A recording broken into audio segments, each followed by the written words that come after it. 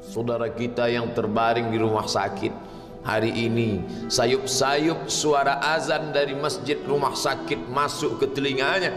Dia menonton di televisi acara live solat Jumat, tapi saat itu dia hanya mampu terbujur kaku. Ruhnya masih ada dalam jasad. Anaknya tidak bisa berada di sampingnya karena security tidak mengizinkan keluarga berada di dalam ruang ICU. Dia duduk di dalam. Suara terdengar, azan bersahutan, hayya 'alas salah, mari salat, hayya 'alal falah, mari menuju kemenangan. Dia hanya bisa meneteskan air mata. Kenapa? Kalau dulu dia waktu sehat sempat beribadah, penyesalannya tidak terlalu banyak.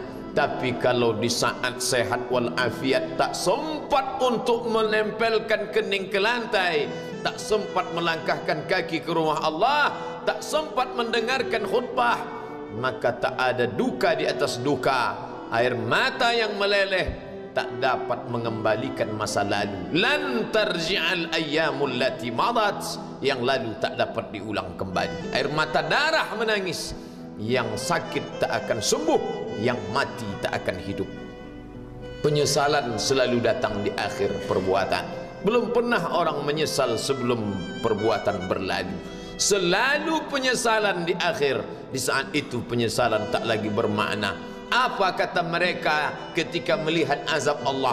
Rabbana, hai Tuhan kami, ya Rabb kami, absarna, mata kami sudah melihat azab, wa sami'na, telinga kami sudah mendengar suara tangisan, teriakan, pekikan di dalam neraka. Farji'na, kembalikan kami lagi ke dunia, na'mal salihah, kami ingin beramal saleh, inna muqinun, kami yakin seyakin-yakinnya. Tapi saat itu penyesalan tak lagi bermakna, karena dunia tak mungkin utuh semula, karena sudah menjadi sunnatullah yang lampau tak akan kembali. Idza sama'un fatarat, langit terbelah, wa idzal kawakibun tasarat, planet-planet bertabrakan, wa idzal biharu fujirat, lautan diledakkan, diletupkan, wa idzal quburu bu'asirat, semua yang dikubur dibangkitkan. Alimat nafsum ma qaddamat wa akharat, disitulah orang baru sadar apa yang dulu pernah aku lakukan. Wa qadimna ila ma amilu min amalin, semua amal mereka kami tunjukkan, kami datangkan. Ini amalmu, ini infakmu, ini wakafmu, ini sedekahmu, ini salawatmu, ini bacaan Qur'anmu, ini zikirmu. Tersenyum mata melihat amal. Faman ya'mal mithqala dzarratin khairan yarah. Tapi jangan lupa, apakah yang dosa-dosa itu dilupakan begitu saja? Yang buruk pun akan nampak juga. Faman ya'mal mithqala dzarratin syarran, sebesar ujung rambut, sebesar telapak kaki semut yang hitam, di atas batu yang hitam, di tengah malam yang kelam, di dalam samudra yang gelap, akan ditampakkan juga pada hari itu. Yauma tublas sarair, segala rahasia ditunjukkan, dan mata akan melihat dengan penglihatan yang nyata. Mulut tidak lagi bisa menjawab. Al-yauma nakhtimu ala afwahihim, hari itu mulut kami kunci, karena mulut itu yang dulu pandai mencari-cari alasan, bersilat lidah, maka hari itu lidah dikunci. Wa tukallimuna aydihim, tangan mereka kami buat bicara. Wa tashhadu arjuluhum, kaki bersaksi. Apa yang akan dibicarakan tangan, apa yang akan dipersaksikan kaki. Bima kanu yaksibun, semua yang pernah dilakukan di masa yang lalu. Berapa atasanmu sanggup memberi gaji sehingga begitu enteng kau tinggalkan solatmu? Apa yang dijanjikan istrimu sehingga begitu enteng kau berikan yang haram? Hanya rayuan sesaat, padahal dia pun akan meninggalkanmu sebelum masa tua tiba. Apa yang dijanjikan anak-anakmu? Ayah, kami akan menjagamu di hari tuamu nanti, maka berikan kami yang kami inginkan. Belikan kami rumah yang besar, belikan kami kendaraan yang mewah. Nanti setelah hari tua kami akan menjagamu, kata mereka. Tapi setelah kita tua, dosa-dosa begitu banyak terkumpul, mereka pun meninggalkan kita di panti jompo yang penuh dengan kesunyian, hening, sepi. Suara cucu tak terdengar menangis karena mereka pun malu mengakui kita sebagai orang tua. Suapkanlah yang haram ke mulut mereka, berikanlah yang batil ke dalam perut mereka. Itu hanya akan menjadi azab di dunia sebelum hari kiamat tiba. Ish ma syi'ta, hiduplah sesuka hatimu. Ish ma syi'ta, apa yang mau kau makan, makanlah. Apa yang akan kau bekerjakan, kerjakanlah. Fa innaka mayyit, tapi ingat, kau akan menjadi mayat, kau akan mati. Semua akan diminta pertanggungjawaban di hadapan Allah Subhanahu wa ta'ala. Hari ini orang boleh tertawa, hari ini orang boleh merasa dunia dia yang punya, tapi sampai masanya yang hijau akan berubah menguning, yang kuning akan mati, yang mati akan menjadi debu, yang debu ditiup angin hampa tak bermakna. Lalu apa yang akan dibawa menghadap Allah Subhanahu wa ta'ala?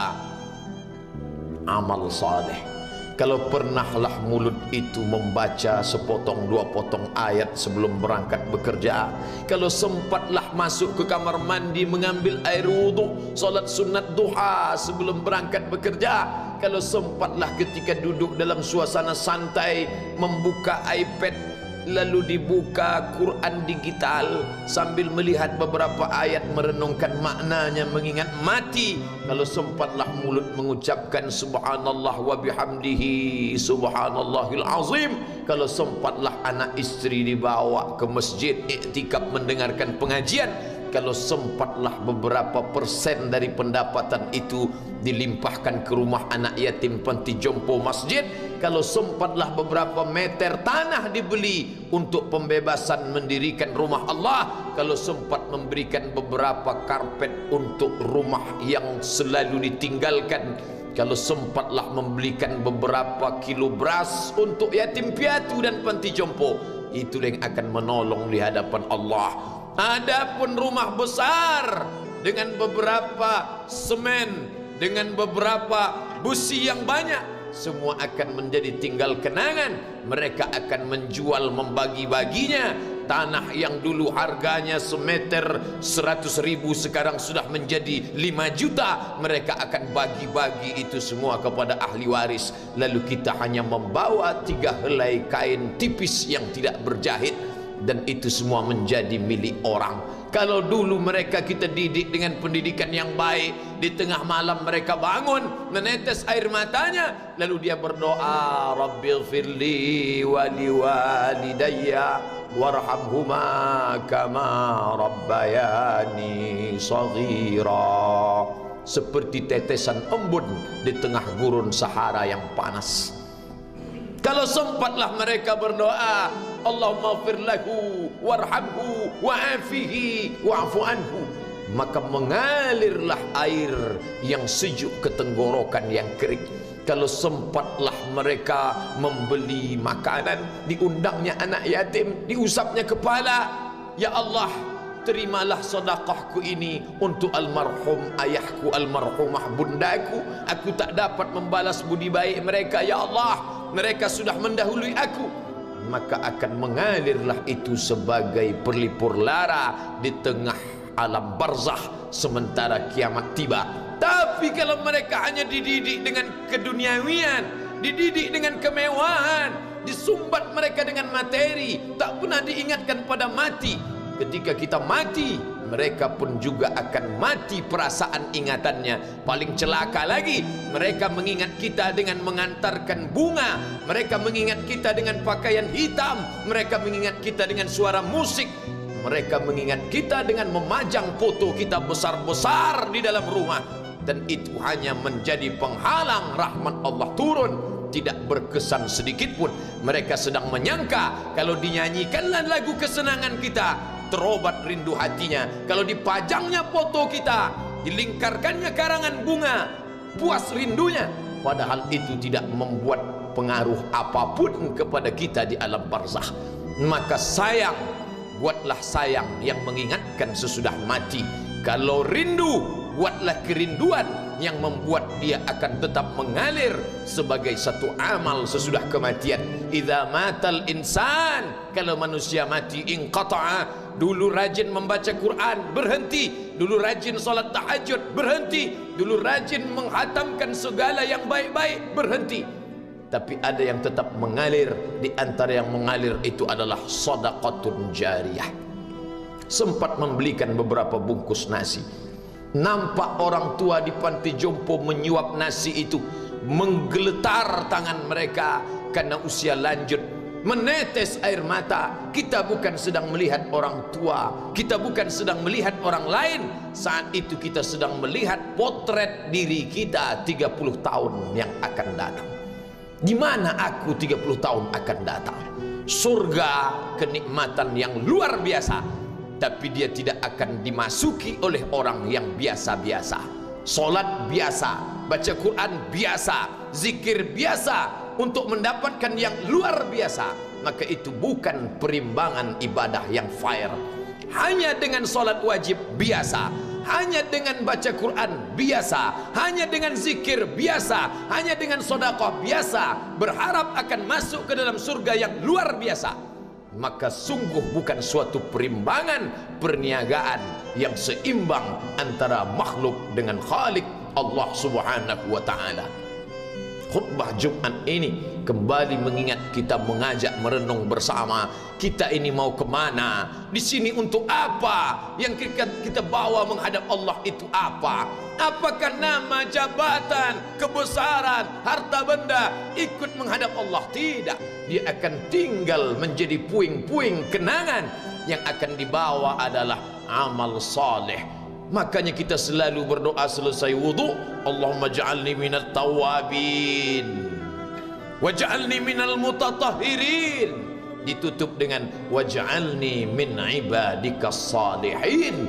Karena orang yang soleh lah yang selamat dari kerugian, yang lain rugi. Innal insan, semua manusia lafi khusrin, rugi. Yang kaya rugi, yang punya kuasa rugi, yang ganteng rugi, yang punya anak rugi, yang punya istri rugi. Tapi ada yang beruntung, illallazina amanu, kecuali yang beriman, wa amilus salihati, dan beramal saleh. Itulah orang yang beruntung, karena dia akan hidup dalam kehidupan yang kekal abadi, membawa iman dan amal salehnya.